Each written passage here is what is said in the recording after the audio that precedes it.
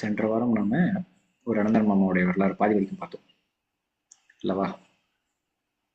நெய்வழி நடராஜன் ஆசாரி, நெய்வழி நடராஜன் ஆசாரி மாமா அவர்களுடைய பார்த்தோம். அவர்கள் எந்த ஊர்? மதுரை மாவட்டம் பேரையூர் வட்டத்தில் உள்ள அத்திப்பட்டி என்னும் கிராமம். 1933 அவங்க பிறந்திருக்காங்க. இப்போ அவங்களுக்கு எவ்வளவு வயசு? 33 என்றால் 2033 வந்தனா 100 வயசு அவர்களுக்கு. அப்போ 100ல ஒரு 7 கம்மி. 93 வயது அவர்கள். இப்போ வருவாங்க சாலையம்பதிக்கு, எல்லாம் மீட் பண்ணலாம், பேசலாம் அவங்ககிட்ட. அவங்கள ஆசிரியர் அல்லவா, ஆசிரியரா பணியாற்றிட்டு இருக்காங்க. அவங்களுக்கு மெய்வழி வழிகாட்டியா தெய்வம் அவர்கள் சந்நிதியை காட்டினவங்க யார்?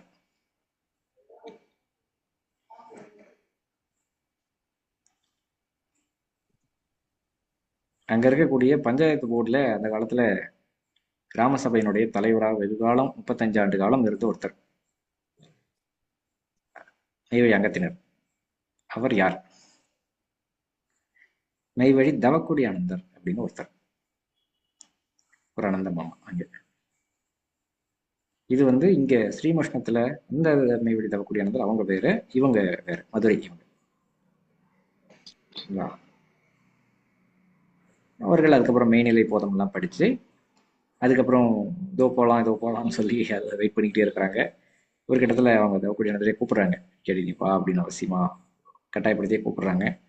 இவங்க அப்பா கிட்ட போய் சொல்லும்போது அவங்க அப்பா, அங்கே போய் பார்க்க வேண்டிய இடம் தான், அந்த மகனை நான் பார்த்துருக்கேன், அவங்க ரொம்ப தேஜஸோட இருந்தாங்க எல்லாம் அவரே சொல்லி அப்பாவே ஆட்டுப்படுத்தி அனுப்புறாரு. அதெல்லாம் பார்த்தோம். வைகாசி திருவிழாவின் போது அவங்க வராங்க. தெய்வம் அவர்கள் இருந்த கோலத்தை பார்த்து அவருக்கே கண்ணில் கண்ணீர் வந்துருச்சுங்கிறாங்க. அப்போ புதுசா வந்திருக்கக்கூடிய என்னுடைய நிலைமை இப்படின்னா அங்க இருக்கிறவங்களுடைய இதெல்லாம் கேட்கணுமா? அவர்களுடைய அழுகையெல்லாம் விண்ணை பிளந்தது. அப்போ எவ்வளவு ஒரு உணர்வு பூர்வமா, உணர்வு ததும்ப அந்த அந்த ஒரு ஜீவ வழிபாட்டு சரிதம் இருக்கு பாருங்க. உணர்வு பிளம்பா இருந்திருக்கு. மெய் உணர்வு, பொய் இன்ப உணர்ச்சியில் அல்ல. பொய் இன்ப உணர்ச்சி மெய் உணர்வு கொல்லி. மெய் உணர்வுல எல்லாரும் எப்படி இருந்திருக்காங்க இதை பார்க்குறோம். அது போல தெய்வம் அவர்கள் அருளை செய்யற அந்த திருவாக்கியத்துல முக்கியமான ஒரு விவரம் சொல்றாங்களே, ஒரு மெல்லிய சல்லாவை இலந்தை முள்ளில் போட்டு விட்டால் எடுக்கும்போது பல இடங்களில் சேதப்பட்டுவிடும். அந்த மாதிரி சிரமமின்றி அந்த உயிரானது ஒரு வெண்ணெய் கட்டியிருந்து ஒரு மயிர் எழுத்தா எப்படி இயல்பா வரணுமோ. இன்னைக்கு ஒரு ஜீவப்பிரயாணம், நேரத்துக்கு முன்னாடி நேற்று ஜீவப்பிரயாணம் இன்னைக்கு பன்மறைவு பண்ணியிருக்காங்க. அது போயிட்டு வந்தவங்க சொன்னாங்க, அப்பேற்பட்டவங்க அவ்வளவு ஒரு சிரித்த முகத்தோட நாங்க அடக்கமா இருந்ததை பார்த்தோம் அப்படின்னு எங்க அம்மா கொஞ்ச நேரத்துக்கு முன்னாடி தான் தகவல் சொல்லிட்டு இருந்தாங்க. பக்கத்துலேயே நாங்கள் உட்காந்துருந்தோம், பாடல் படிச்சுக்கிட்டு இருந்தோம். அந்த அண்ணா அவங்கள பத்தி இன்னொரு தகவலும் சொன்னாங்க. வன்முறை பண்ண அவங்களுடைய தகப்பனார் சோமு செட்டியார், ஐ திங்க் மெய்வழி சோமு செட்டியார் அவர்கள் நினைக்கிறேங்க அவங்க பேரு. அவங்களுக்கு 14 வருடமாக பிள்ளை பேர் இல்லாம அப்புறம் தெய்வம் அவர்கள் வேண்டி அவர்கள் ஒரு படத்தை எடுத்து கொடுத்து இனி பசியாருன்னு அவர்கள் ஒரு ஆசீர்வதித்து கொடுக்குறாங்க. அந்த பழத்தை அவங்க எடுத்து பசியாருன்றதுல அதுல பிறந்த பிள்ளைங்க இவரு சொன்னாங்க இன்னைக்கு. சரிங்களா? எல்லாம் ஒண்ணு. அதுக்கு அடுத்தது அந்த தெய்வம் அவர்களை சோதிச்சு பார்க்கிறாரு. அவங்களுக்கு மூக்குல மூச்சு ஆடுதா இல்லையா? எதை கொண்டு சோதிச்சு பார்க்கிறாருங்க? வாங்கறிவாள் அந்த நுனியை பார்த்துக்கிட்டே தெய்வம் அவர்கள் திருக்கரத்துல வாங்கறிவாள் ஒரு பக்கம் கீழே ஊனி ஒரு பக்கம் பிடிச்சிட்டு இருக்காங்க. அது பூமியிலிருந்து மேல ஒரு 10 அடி உயரத்துல இருக்குது. அதனுடைய நுனியை பார்க்கிறாரு. அது ஆடுது, அசைதா அப்படிங்கிறத பார்க்கிறாரு. கொஞ்சமும் அசைவே இல்லை. இதை கொண்டு அப்புறம் அவரே ஃபீல் பண்றாரு, நம்ம அவங்களுக்கு சோதிக்கிறோமே அப்படின்னு சொல்லிட்டு. அதை தெய்வம் அவர்கள் எந்த அளவுக்கு எடுத்து காட்டுறாங்க அப்படின்னு சொன்னா, அந்த மூக்குல மூச்சு ஆடாம இருக்கக்கூடிய நிலைய இங்க பாருங்களேன். அதை சொல்றாங்க, ஒரு பிரம்மனிஷ்டர் என்றால் அவருக்கு மூக்குக்கு வெளியே மூச்சு ஆடாது. அவர்கள் மேல் ஒரு மெல்லிய சல்லாவை போர்த்தி பார்த்தால் அந்த சல்லாவும் அசையாமல் இருக்கும். எந்த அளவுக்கு சொல்றாங்க பாருங்களேன். என்று அருளுரை பகர்ந்தார்கள். இது என்னை மிகவும் ஆச்சரியத்தில் ஆழ்த்தியது. அன்று முழுவதும் மூக்குக்கு வெளியே மூச்சடாதா என்ற கேள்விக்குறியிலேயே என் எண்ணம் ஓடியது. ஸோ அப்படி இருந்து இதை செவி ஏற்று அதுக்கப்புறம் அதை டெஸ்ட் பண்ணி வேற பார்க்குறாரு அவர். அதுக்கப்புறம் தான் உள்ள வர்றாரு. அவர் ஏற்றுக்கிட்டு அதுக்கப்புறம் அங்கத்தினரா சேர்றது இதெல்லாம் அதுக்கப்புறம் தான். நடராஜன் ஆச்சாரி என்று கம்மாளனா என்று திருவாய் மணந்தார்கள். கம்மாளன் என்றால் இந்த ஆச்சாரி தொழில் பண்றவங்க. ஆனா இவரு ஆச்சாரியா இருக்கிறத தவிர ஆசிரியர் தொழில் இருக்கிறார். அது போல உலகத் தொழிலில் விவசாயமும் உலகத் தொழிலில் விவசாயமும் சர்க்கார் தொழிலில் வாத்தியார் வேலையும் புண்ணியமான தொழில் தெய்வம் வந்து திருவாய்மலத்தை அருளினார்களாம். அப்போ உலகத் தொழில விவசாயம், சர்க்கார் தொழிலை வச்சு வாத்தியார் வேலை.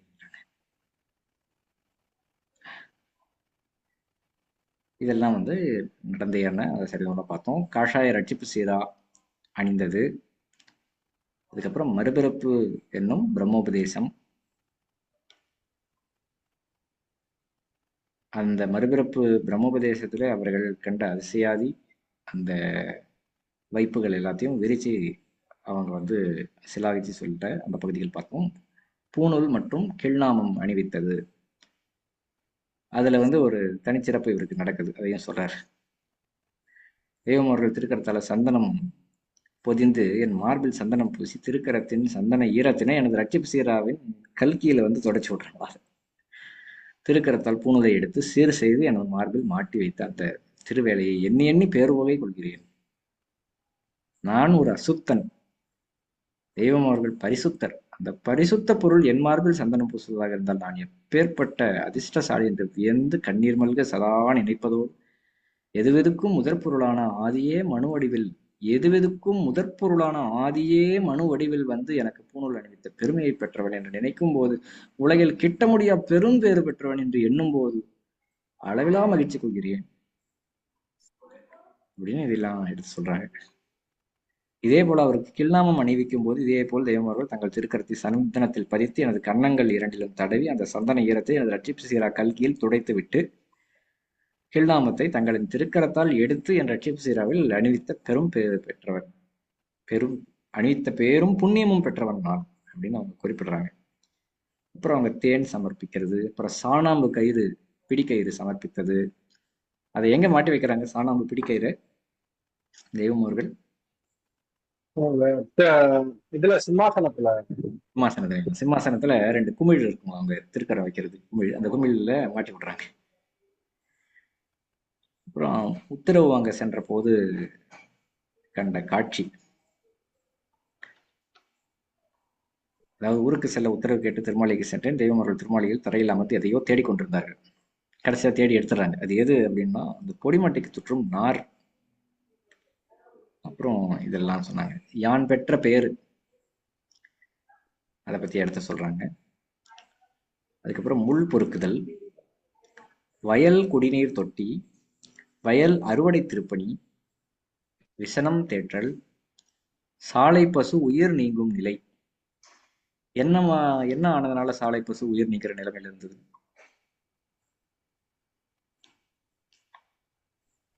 மடியில பால் கட்டிக்கிட்டாரு. மடியில பால் கட்டிடுச்சு. அது கரெக்டா கறக்காம விட்டாங்க. கறக்கலன்னா கட்டிக்கும், அது உயிருக்கே ஆபத்தா முடிஞ்சிடும். சாலையில் ஒரு பசு 15 லிட்டர் பால் வரை சுரக்கும் தன்மையில் இருந்ததை அறியாமல் கொஞ்சம் பால் மட்டும் கறந்து வர அந்த பசு பால் கட்டி மடிச்சுரம் ஏற்பட்டு மிகவும் ஆபத்தான நிலையில் இருந்தது. அதை பார்க்க தெய்வமார்கள் குறுக்கே 4 அடி உயரத்திற்கு மேல் இருந்த ஒரு சுவரை தாண்டி கொண்டு வேகமாக வந்து அந்த பசுவை பார்த்தார்கள் அப்படின்லாம் அதை சொல்றாங்க. அப்புறம் தீ விபத்திற்கு பின் அது என்ன நடந்தது? முடிஞ்ச அளவுக்கு இவங்களும் புத்தாடை வேட்டியெல்லாம் சேலையெல்லாம் கொண்டு போய் அங்க இருக்கிறவங்களுக்கு வழங்குறாங்க. திருக்கரத்தில் கண்ட கீழ்நாம சன்னதம். ஒரு சமயம் ஆண்டவர்கள் தங்கள் பொன்னார் திருக்கரங்களில் பொதிந்திருந்த கீழ்நாம சன்னதத்தை எனக்கு காட்டி, இதுதாண்டா கடைசியாக வந்த சன்னதம் என்று அருள் பாலித்தார்கள். இந்த எளியேன் அந்த இதுவரை எவரும் பெற்றறியாத கீழ்நாமத்தை காணும் பேறு பெற்றேன். இது என் பிறவிப்பயன் பெற்ற பெரும் பேறு என்று எண்ணி இன்று வரை நினைவில் நிறுத்தியுள்ளேன். தேவர்கள் கண்டு மகிழும்படியான திருச்சன்னதம் இச்சிறியனுக்கும் காணும் பாக்கியம் கிடைத்ததென்றால், உலகில் மனு உடல் எடுத்தவர்களுக்கு கிடைக்காத பெரும்பேறு எனக்கு கிடைத்ததென்றால் என் மகிழ்ச்சிக்கு எல்லை இல்லை. இந்த அடிமைக்கு காட்டிய அன்பு தெய்வத்தின் அன்பை என்னென்பேன். காட்டுறாங்க அதை. அந்த கடைசியா வந்த சன்னதம் என்று கீழ்நாம சன்னதத்தை காட்டுறாங்க. ஊன்றுகோல் சமர்ப்பணம். கருத்தையா என்ற ஆசிரியர் ஒரு நாள் எனக்கு கருங்காலி கம்பு கொடுத்தார். இதை வெள்ளிப்பூன் போட்டு ஊன்றுகோலாக ஆண்டவர்களுக்கு சமர்ப்பிக்க எண்ணினேன். அதன்படியே கம்பை இழைத்து வழுவழுப்பாக்கி வெள்ளிப்பூன் போட்டு என் தகப்பனாரிடம் காட்டினேன். அவர் கண்ணாடியை உடைத்து சிறு துண்டாக்கி கம்பில் தேய்த்தால் வழுவழுப்பாக இருக்கும். அப்புறம் மெழுகை தடவி கொச்சக்கயிற்றால் கடைந்தால் இன்னும் வழுவழுப்பாகும். அப்படி செய் என்றார். அதன் பிரகாரமே செய்தேன். கம்பு பளிங்கு போல் ஆனது. 25/10/1971 ஆண்டவர்கள் ராஜகம்பீர வருகை புரிகிறார்கள் என்று மெய்வழி மாரியப்ப ஆனந்தர் கடிதம் கிடைக்கப் பெற்றேன். அன்றைய தினம் நானும் ஜீவப்பிரவியர் மெய்வழி தவக்குடி ஆனந்தரும் அங்கு சென்று காத்திருந்தோம். ஆண்டவர்கள் திருமுன் சென்று கைக்கம்பை சமர்ப்பித்தேன். அதை திருக்கரத்தால் பற்றி கொண்டு இளநகை பிறங்க, கிழவனாய் போய்விட்டேன் என்று ஊன்று கம்பு கொடுத்துள்ளான் என்று கூறி அதை தரையில் ஊன்றி நடித்து காட்டியது என் உயிரில் தித்தித்து இன்றும் இருக்கிறது. கிழவனாய் போய்விட்டேன் என்று ஊன்று கம்பு கொடுத்துள்ளான் என்று கூறி அதை தரையில் ஊன்றி நடித்து காட்டியது என் உயிரில் தித்தித்து இன்றும் இருக்கிறது. மெய்வழி உரகாப்புலி என்பது மீண்டும் சபையில் சேர ஆண்டவர்கள் ராஜகம்பீரம் எழுந்தருளிய போது ஒரு அதிசயம் நிகழ்ந்தது. அதாவது அது சமயம் மெய்வழி உரங்காப்புலியானந்தர் சபையிலிருந்து விலக்கி வைக்கப்பட்டிருந்தார். ஏதோ காரணத்துக்காக அவர்கள் ஒரு தண்டனையாக விலக்கி வச்சிருந்திருக்காங்க சபையிலிருந்து. ஆண்டவர்கள் ராஜகம்பீரம் வரும் செய்தி அறிந்து அவர்களிடம் மன்னிப்பு கேட்டு தம்மை சபையில் மீண்டும் சேர்த்து கொள்ள வேண்டி ஆண்டவர்களின் முன்வந்து நின்று தோத்தரித்து மன்றாடி கேட்டுக்கொண்டிருந்தார். அப்போது ஒரு சில முக்கிய பிறவியர்கள் சேர்க்கக்கூடாது என்று ஆண்டவர்களிடம் விண்ணப்பித்தனர். நீண்ட நேரம் பாடி தொழுது கொண்டே இருந்தார். தெய்வம் அவர்கள் மௌனமாக இருந்தார்கள். மெய்வழி உரங்காப்புலி ஆனந்தர் மீண்டும் மீண்டும் அழுகையும் கண்ணீருமாக விடாது நின்று பாடி தோத்தரித்து தன்னை ஏற்றுக்கொள்ள வேண்டி கொண்டிருந்தார். எல்லோருக்கும் கண்ணில் கண்ணீர் வர ஆரம்பித்தது. முடிவில்லாமல் மன்றாடி விண்ணப்பித்துக் கொண்டிருந்தார்.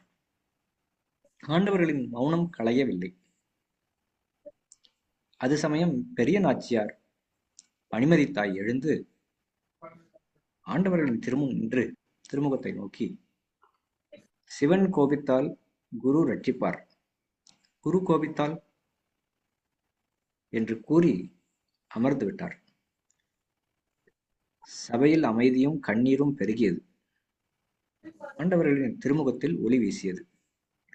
ஆண்டவர்கள் மௌனம் கலைந்து மூத்த பிறவியர்களை பார்த்து சமிஞ்சை காட்டி சேர்த்து கொள்ள அனுமதி அளித்தார்கள். அமைதி நிலவியது. தம் கோரிக்கை நிறைவேறியது என்று அறிந்து அந்த பிறவியர் ஆனந்த கண்ணீர் சொரிந்தார். இது மிகப்பெரிய அபூர்வ சந்தர்ப்பமாக எனக்கு அமைந்தது. இவ்வழி செந்தில்மணி ஆனந்தர் சபையில் சேர சாலைக்கு வரும்பொழுதெல்லாம் பல ஆசிரியர்கள், தலைமை ஆசிரியர்கள், கல்வி அதிகாரி, ஊராட்சி மன்ற தலைவர், இப்படி பல பேர்களை சாலைக்கு அழைத்து வந்து ஆண்டவர்களை தரிசிக்க செய்தேன். ஆண்டவர்களின் அனுமதி பெற்று அத்திப்பட்டியிலே மெய்வழி நட்சத்திரானந்தர், மெய்வழி ராமகிருஷ்ண ஆனந்தர் இவர்களை கொண்டு பொதுக்கூட்டம் போட்டு மெய்வழி பற்றி பிரச்சாரத்திற்கு ஏற்பாடு செய்தேன். மதுரையில் இருந்து மூத்த பிறவியர்கள் பலர் கார்களில் கூட்டத்திற்கு வந்திருந்தனர். கூட்டம் சிறப்பாக நடந்தது. எனினும் ஒரே ஒருவர் தான் மெய்வழியில் சேர ஆசைப்பட்டு சேர்ந்தார். அவர்தான் எனது மைத்துனர் ராமகிருஷ்ணன், தற்போது மெய்வழி செந்தில்மணி ஆனந்தர் உடைய மச்சனன். அவங்க ஒண்ணுதான் சேர்ந்திருக்காங்க. இவ்வளவு கூட்டம்லாம் போட்டு எல்லார்கிட்டையும் சொல்லியும் அவர் ஒருத்தர் தான் சேர்ந்தாருக்கலாம். அவர் சேர்ந்தது முதல் தம்மை மெய்வழியில் ஈடுபடுத்தி கொண்டு சாலைவாசியாக இருக்கிறார். தெய்வ திருப்பணிக்கே செயல்பட்டு வருகிறார் என்பது எனக்கு மிகுந்த மகிழ்ச்சியை தருவதாகும். தெய்வம் அவருடைய கருணை. ஆண்டவர்களுக்கு காணிக்கையாக ரூபாய் 50 வைத்தேன். 10க்கு 10 அடி உள்ள விடுதி கட்ட திருவுள்ளம் கருணை கொண்டார்கள். பணமாக கொடுத்தாலும் ஒரு அடி இடம் கிடைக்காத காலம் வரும் என்றார்கள். இன்று அதை காண முடிகிறது. மாம்பழ சுவை தெய்வ தொந்தரவு ஓமானம். சாப்டூர் மாம்பழம் பிரசித்தி பெற்றது. அதில் கிரேப் மாம்பழம் சுவைமிக்கது. ஒரு நாள் அந்த கிரேப் மாம்பழத்தை ஆண்டவர்களுக்கு சமர்ப்பிக்கும் சந்தர்ப்பம் கிட்டியது. நானும் மெய்வழி தவக்குடியானந்தரும் ஒரு நாள் கிரேப் மாம்பழத்தை தெய்வம் அவர்களின் திருமுன் சமர்ப்பித்தோம். அது காயாக இருக்கும்போது புளிப்பதும் பழமான பின் வாசனையும் சுவையும் மிகுந்து இருப்பது பற்றி தெய்வ திருவாக்கு தருந்தது. தெய்வம் அவர்கள் ஆசனத்தில் இருந்தபடியே தவத்தில் ஆழ்ந்து விடுவார்கள். அது தெரியாமல் நாங்கள் வெளியூர் வாழ் அனந்தர் குல மக்கள் ஊருக்கு சென்று வர உத்தரவு வேண்டும் என்று கேட்போம். அதை பற்றி ஒரு நாள் ஆண்டவர்கள் நன்றாய் பழுத்த ஒரு கிரேப் மாம்பழத்தை அதன் காம்பு பகுதியிலிருந்து சீவி வாயில் போட்டு அந்த சுவையை ரசித்து விழுங்கும் முன் உள்ளே செல்லாமல் வெளியே துப்பினால் எப்படி இருக்கும்? அதன் சுவையை ரசித்துக் கொண்டு இருக்கையில் வெளியே துப்பச் செய்தால் எப்படி இருக்குமோ அப்படி உள்ளது நீங்கள் என்னை உசுப்பி உத்தரவு கேட்பது என்று உத்தரவானது. அதாவது தெய்வமர்கள் ஆசனத்தில் இருந்தபடியே தவத்தில் ஆழ்ந்து விடுவாங்க. அது தெரியாம இவங்க வெளியூர் போறவங்க உத்தரவு வேணும் போய் நிற்கும் போது நன்றாக பழுத்த ஒரு கிரேப் மாம்பழத்தை அதன் காம்பு பகுதியிலிருந்து சீவி வாயில் போட்டு அந்த சுவையை ரசித்து விழுங்கும் முன் உள்ளே செல்லாமல் வெளியே துப்பினால் எப்படி இருக்கும்? அதன் சுவையை ரசித்துக் கொண்டு இருக்கையில் வெளியே துப்பச் செய்தால் எப்படி இருக்குமோ அப்படி உள்ளது நீங்கள் என்னை உசுப்பி உத்தரவு கேட்பது என்று உத்தரவானது. மெய்வழி சங்கமுனி ஆனந்தர் அவர்கள் நட்பு. மெய்வழி சங்கமுனி ஆனந்தர் துணை பதிவாளராக, அதாவது சார் பதிவாளராக பணியாற்றியவர். பணியிட மாறுதலாகி அன்னவாசல் வந்து சில காலம் பணியாற்றினார்கள். அவருக்கும் எனக்கும் மிகுந்த நட்பு உண்டாகி சதா கடித தொடர்பு நடந்து வந்தது. அவர் எனக்கு எழுதிய கடிதங்கள் 100க்கும் மேல் இருக்கும். அவற்றை பாதுகாப்பாக வைத்திருக்கிறேன். பல மைல்களுக்கு அப்பால் வேலை பார்த்தாலும் மாலை வணக்கத்திற்கு சைக்கிளிலேயே வந்து விடுவார். இரவு முழுவதும் சாலையில் இருப்பார். ஆண்டவர்களின் திருவாக்குகளை குறிப்பெடுத்துக் கொள்வார். காலையில் பணிக்கு சென்று விடுவார். அன்றாடம் ஆண்டவர்களின் திருமுன் நடக்கும் சம்பாஷணைகளை எனக்கு கடிதம் மூலம் அப்போதைக்கப்போது எழுதி அனுப்புவார். நான் வெளியூரில் இருந்தாலும் சாலையில் இருப்பது போன்றே மெய்வழி சங்கமுனி ஆனந்தர் தனது கடிதத்தின் மூலம் எனது மனக்கண் முன் நிறுத்தி விடுவார். இந்த உறவை ஆண்டவர்கள் ஏற்படுத்தி கொடுத்தது நான் செய்த புண்ணியம்தான் என்று நினைப்பேன். அகிலத்திரட்டு சமர்ப்பித்தது. ஒருமுறை தமது கடிதத்தில் அகிலத்திரட்டு அம்மானை என்னும் நூல் ஒன்று வேண்டும். இது நாட்டார் இனத்தவர்கள் பக்தியுடன் படிக்கும் நூல். அவர்களில் யாராவது உங்களுக்கு நண்பர்கள் இருந்தால் அவர்கள் மூலம் வாங்குங்கள். இந்த நூலை மெய்வழி சாலையம்பதியில் இரவு 9 மணி வணக்கத்திற்கு பின் ஆலயத்தில் தினமும் படிக்க வேண்டும் என்று தெய்வம் திருவுள்ளம் கொண்டுள்ளார்கள் என்று எழுதியிருந்தார். சில நண்பர்களிடம் விசாரித்தேன். ஆதி நாராயணசாமி என்ற முகவரியில் கடை வைத்திருப்பவர்களிடம் கேட்டால் கிடைக்கும் என்ற தகவல் கிடைத்தது. மறுநாளே ஒரு ஆசிரியர் எனது நண்பர் எனது வீட்டுக்கு வந்து வீடு கட்ட மரம் எடுக்க வேண்டும், நீங்கள் உடன் வர வேண்டும் என்றார். அத்துடன் ஆதி நாராயணசாமி மரக்கடை திருமங்கலத்தில் இருக்கிறது, அங்கே போய் வாங்குவோம் என்றார். எனக்கு தேடியது கிடைத்தது போன்ற மகிழ்வு ஏற்பட்டது. திட்டமிட்டபடி காலையில் திருமங்கலம் சென்று ஆதிநாராயணசாமி கடையில் மரம் எடுத்து அங்கேயே விட்டங்கள் அறுக்கவும் கொடுத்து எல்லா வேலையையும் முடித்துவிட்டு அவரிடம், நீங்கள் சாமித்தோப்பு போவீர்களா, அகிலத்திரட்டு நூல் படிப்பீர்களா என்று கேட்டேன். ஆம் என்றார். அப்படியானால் அந்நூலை பார்க்கலாமா என்று கேட்டேன். அதற்கு அவர், அதை ரொம்ப பக்தியோடு படிக்க வேண்டும், தலப்பா கட்டி நெற்றியிலே நாமம் போட்டு பக்தியுடன் படிக்க வேண்டும் என்றார். சரி, அந்த நூலை காட்டுங்கள், பார்த்து கொள்கிறேன். அந்த நூலில் சொல்லப்பட்டிருப்பது மெய்வழி ஆண்டவர்களைத்தான். அவர்கள்தான் ஆதிநாராயணராக வந்தார்கள். இன்று மெய்வழி ஆண்டவர்கள் என்ற நாமத்தில் வந்துள்ளார்கள். நீங்கள் வைத்திருக்கும் நூலில் கலிகாலத்தில் இன்ன எல்லையில் இருப்பேன் என்று தாம் இருக்கும் இடத்தை அடையாளம் காட்டியுள்ளார்கள். இப்போதுள்ள சாலையின் இடத்திற்கு 4 மால், அதாவது 4 எல்லை காட்டி நீங்கள் வைத்திருக்கும் நூலிலே உள்ளது. அதை எடுத்து காட்டுகிறேன், படித்து பாருங்கள் என்றேன். சரி என்று நூலை எடுக்க போனார். அதை ஒரு மர பீரோவிலே ஒரு தகர பெட்டியில் பத்திரமாக வைத்திருந்தார். பீரோவை திறந்து பெட்டியை திறக்க போனார். உடனே, நான் இன்று முட்டை சாப்பிட்டு வந்துள்ளேன், எனவே தொடக்கூடாது என்றார். அப்படியானால் நான் நீங்கள் கூறியது போல் அசைவ உணவு உண்பதே இல்லை, நான் எடுக்கலாமா என்றேன். சரி, எடுங்கள் என்றார். அதை மரியாதையாக எடுத்து சாலையின் எல்லை கூறியிருக்கும் பகுதியை படித்து காட்டினேன். ஆச்சரியப்பட்டு நின்றார். நூல் கிடைக்கும் முகவரியை குறித்து கொண்டு நூலை திரும்ப அவரிடம் கொடுத்தேன். அவர், வேண்டுமானால் படித்துவிட்டு கொடுங்கள் என்றார். நான், சொந்தமாக எனக்கு ஒரு நூல் வேண்டும், அதை வாங்கிக் கொள்கிறேன், முகவரியை குறித்து கொண்டேன் என்று கூறி நூலை அவர் காட்டிய இடத்தில் வைத்துவிட்டு விடை பெற்றுக்கொண்டு ஊர் வந்தேன். சாமித்தோப்பு முகவரிக்கு தபால் எழுதினேன். 15 ரூபாய் அனுப்பினால் நூல் அனுப்பப்படும் என்று பதில் வந்ததால் அதன்படியே ரூபாய் 15 தபால் செலவிற்கு ரூபாய் 10 அனுப்பினேன். நூல் பத்திரமாக தபாலில் வந்தது. உடனே மெய்வழி சங்கமுனி ஆனந்தருக்கு தெரிவித்துவிட்டு நூலை கொண்டு சென்றேன். அவர் மிகுந்த மகிழ்ச்சியோடு ஆண்டவரிடம் தெரிவிக்க அதை தினமும் இரவு 9 மணி வணக்கம் முடிந்த பின் தொடர்ந்து படிக்க வேண்டும் என்று உத்தரவிட்டார்கள். அதன்படி அந்நிகழ்வு நடந்தது. அகிலத்திரட்டு ஆலயத்துக்கு வாங்கி கொடுத்ததை எண்ணி மிக்க மகிழ்ச்சி கொண்டேன். இதற்காக என்னை பயன்படுத்தியது நான் செய்த பெரும் புண்ணியம் என்று அடிக்கடி நினைத்துக் கொள்வேன்.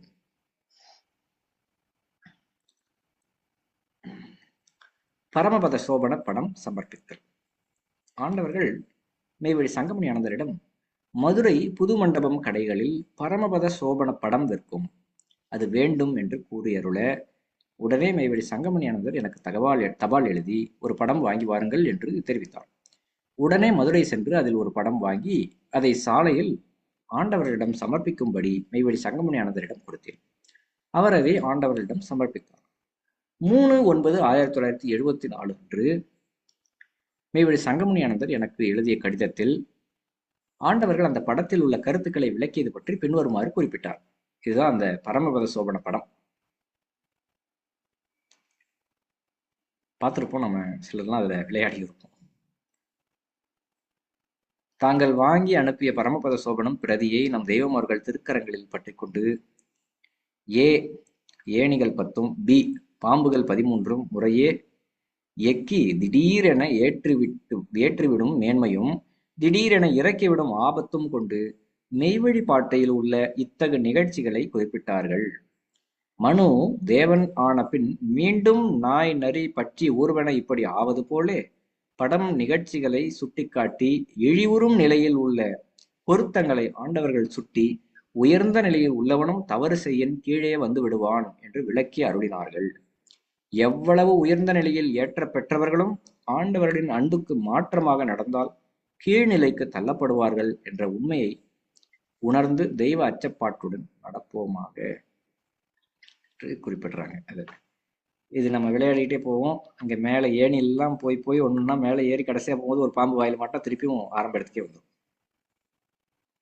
அதெல்லாம் எடுத்து காட்டியிருக்காங்க.